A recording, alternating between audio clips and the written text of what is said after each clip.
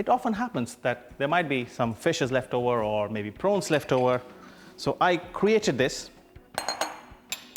for my own pleasure. So these were pan-fried fish. Okay, I'll take 4 pieces at least. And with a fork, I'll just crush it. It's a kind of recreation, so I haven't kind of put anything unusual in this. I just want to reuse. It's a réchauffé. It's a cuisine which kind of comes into life with your own thoughts and process. You want to use it. And this is potato, mashed potato. I'm just gonna add a little bit because if I need more, there's plenty here. And to start, I will just start with the kale for this recipe. So just a little bit of oil, but half a tablespoon in my opinion, no more than that. As it gets really hot, add a little bit of cumin, not too much, okay? It's crackling. Just about 1 garlic clove, chopped. A little bit of chili. I'm using chili a lot now, can't believe it. Some chopped onion. That goes in quickly. Reduce the heat, don't want to burn anything here. Saute these, and I'm not, oh, wow, this chili is hot. I'm gonna feel it. So I'm not trying to kind of cook anything. Just it's saute, light saute, so it's kind of more palatable, more munchier, more softer. That's the best way. Kale, that would go in. And with the kale, I will add bits of, yeah, it is salt. Good. Pinch of salt, coriander, turmeric, very little, not too much, and a little bit of cumin powder. I'll add a little bit of ginger as well. Actually, I'll add some ginger here because that's where most of the flavor would come through. And cook it through. Again, the idea is to soften the kale. Kale is quite a curly, quite a strong vegetable. Choose the spicing of your own choice and it'll come through in no time. So here we go.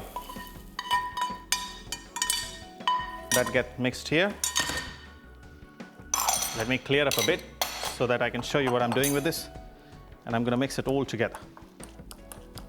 I think this potato mixture is slightly wet in my opinion, so I'll add leftover fish as well. Just flake that in. So the fish I used was sea bass, which was pan fried. It was a leftover.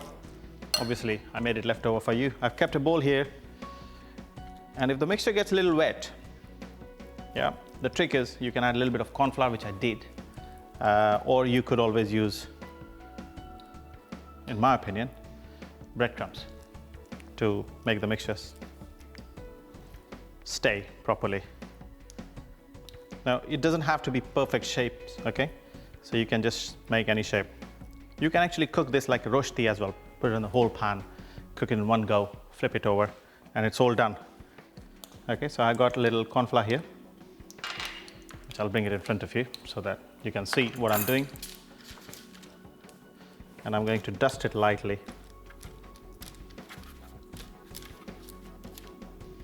Not the best way to make the bubble and squeak. I know if any English person is watching is shaking his head to say, what the hell this boy is doing?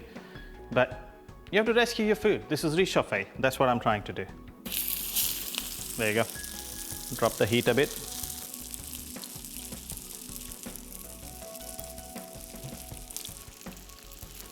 It can happen sometimes. Potato can, especially if you're using the mash. Whoa, easy boy.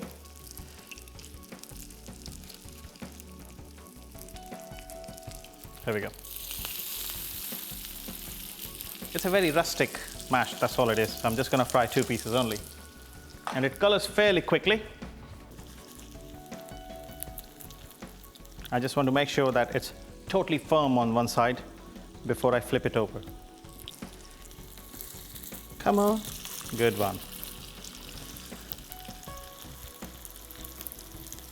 Come on, baby. That's it. Perfect. Now I'm thinking how I came about this recipe. I think I saw my friend Gary Rhodes cooking this once. And then I thought, you know what? I do this all the time. Dipsy cooks all the food and leaves it in the fridge and forgets about it. And I have to go back, take the ingredients out, add more, and come up with new recipes all the time. So this is nothing. We've done this before. So I thought I'll share this with you as well. Now, here we have a plate. 2 of these are coming out soon. I'm using a little bit of green chutney. You can use tomato ketchup as well. I never said this, but you know it. Any tangy chutney would do. So just add that.